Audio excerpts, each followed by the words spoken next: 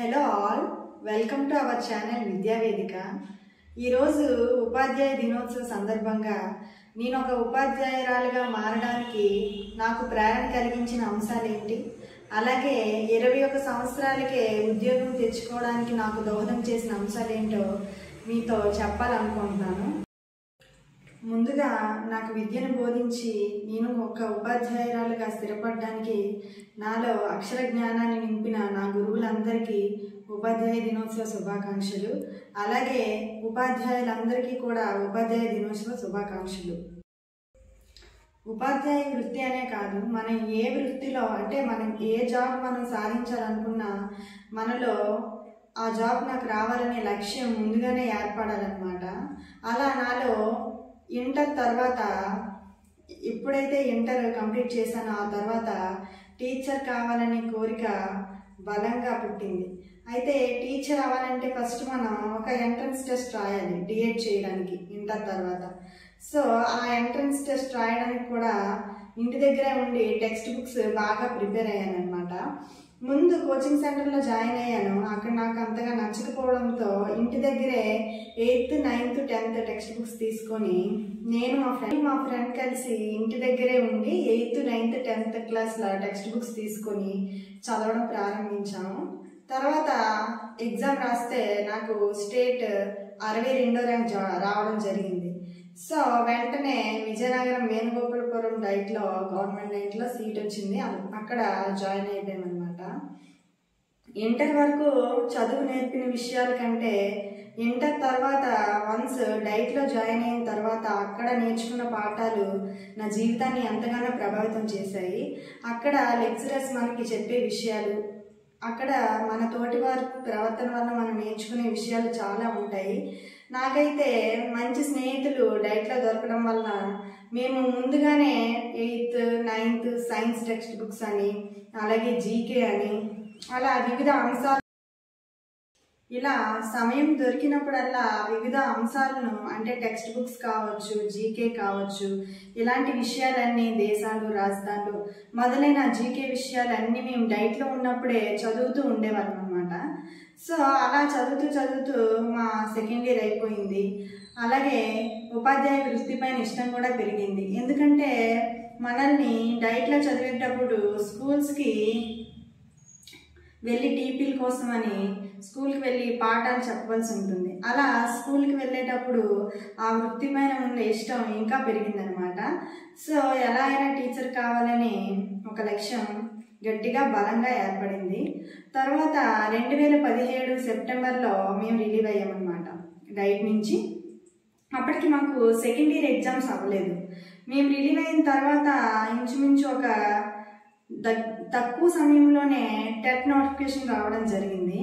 అలాగే మేము డైట్లో ఉండేటప్పుడు తెలంగాణ టెట్ నోటిఫికేషన్ వచ్చింది. అయినా మా ఫ్రెండ్స్ మేమెవరం అప్లై చేయలేదు. తర్వాత మన ఆంధ్రాలోనే రాసుకుందామనే ఉద్దేశంతో ఆంధ్రప్రదేశ్లో టెట్ ఎగ్జామ్ నిర్వహించడం జరిగింది.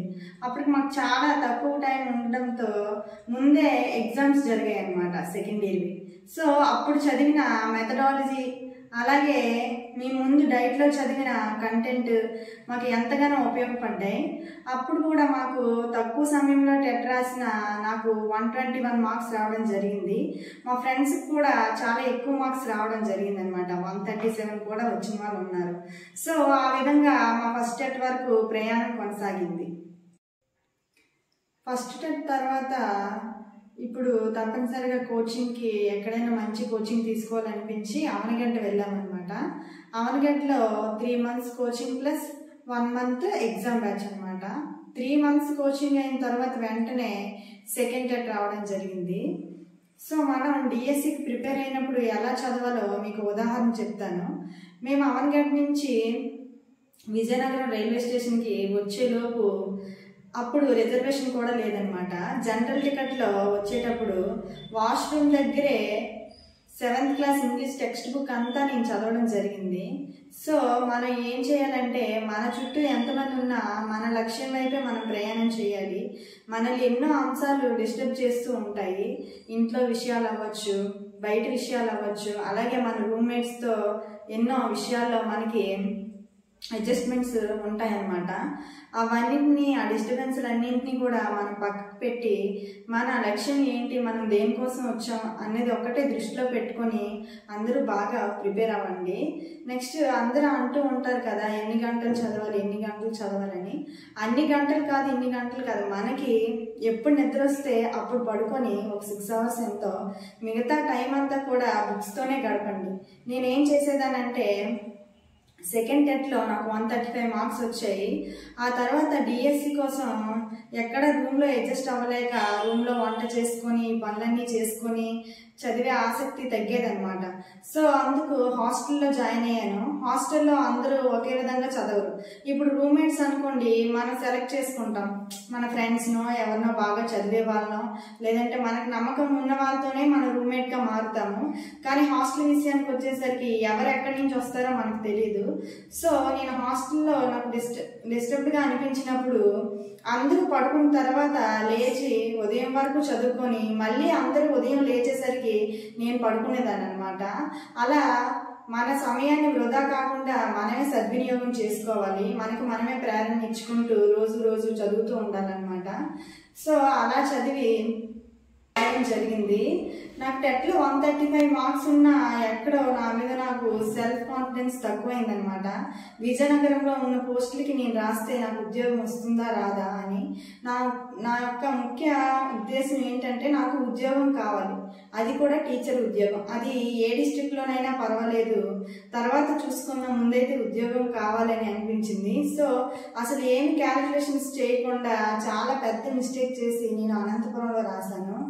సో మీరు ఎక్కడ రాయాలో మీకు మీరే నిర్దేశం చేసుకోండి. నాలాగా అంటే ఇప్పుడు నాకు విజయనగరంలో కూడా ఉద్యోగం వస్తుంది.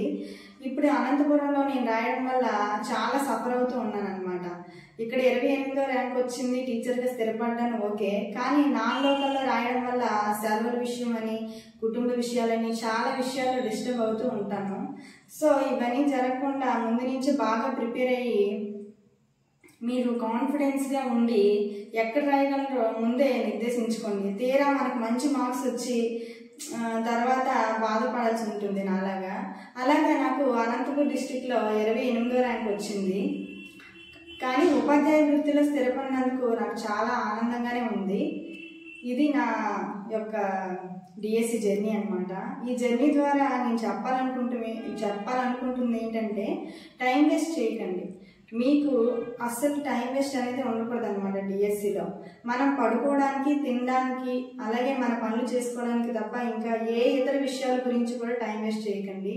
ఎప్పుడు ఏదో ఒక విషయాన్ని చదువుతూనే ఉండాలి.